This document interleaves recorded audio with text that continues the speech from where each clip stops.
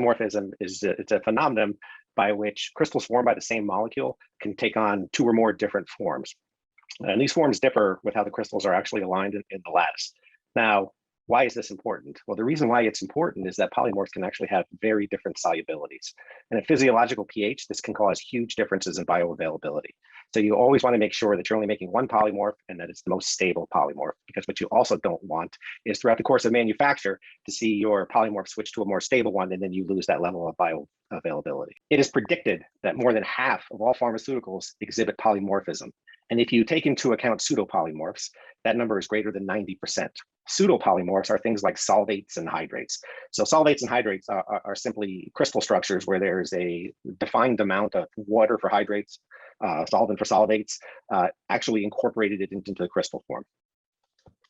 More disturbing, actually, is that some models predict that anywhere from 15 to 45% of small molecules that are on the market are not marketed in their most thermodynamically stable form. So there's always the potential that things are going to change. What you're always looking for is the most stable polymorph, because you don't want to change during the manufacturing process. But how do you know? How will you ever know that you have the most stable polymorph? Well, what we hope to show you throughout the course of this talk is that we're going to address this question through crystal structure prediction. The other thing that you want to worry about with all the polymorphs is solubility, because that's obviously closely tied to bioavailability. And what we're going to show you is through free energy perturbation methods, we're able to predict solubility in a lot of these compounds. First, let's talk about solubility calculations. The solubility corresponds to the phase difference between a molecule in the solid state versus that in the aqueous solution. As Paul just mentioned, since experimental crystal form screening and thermodynamic solubility measurements is very expensive, time-consuming, and sometimes not reliable.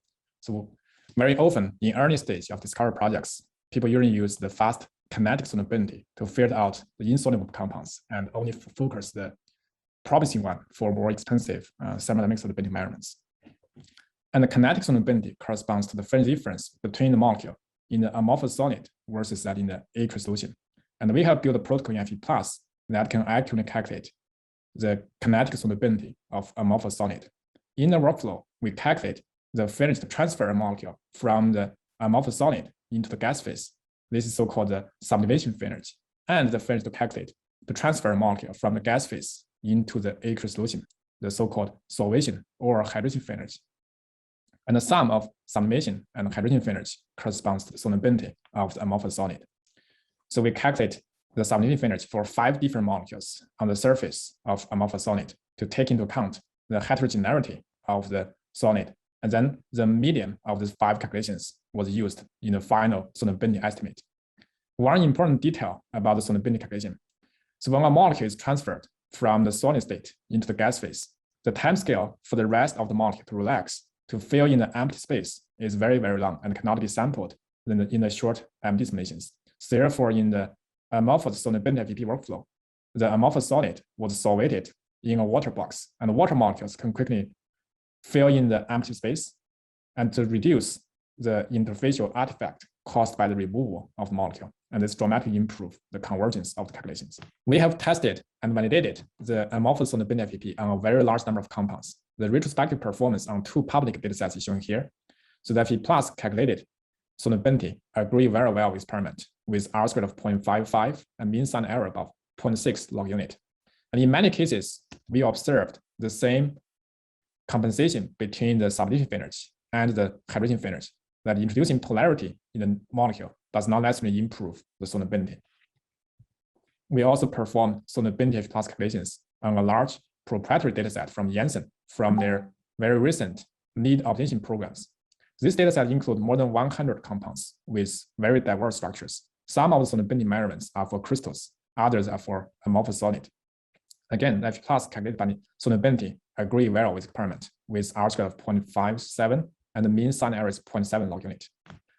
Very interestingly, if we only look at the compounds where experimental solubility were measured for amorphous solid, the agreement between FEP and experiment is even better with R² improved 0.76, 0.75.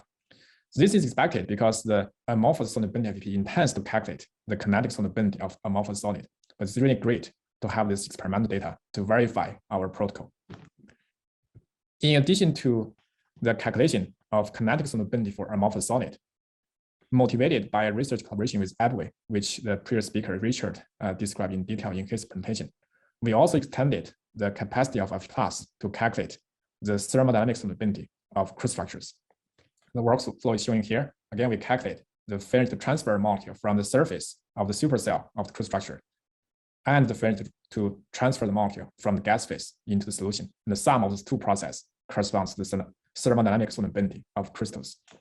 And in a blinded test on a set of 18 molecules with very diverse structures, the solubility FEP calculated results agree very well with experiment with R squared of 0.8, mean sign error of 0.8 log unit, RMSE of 0.9 log unit.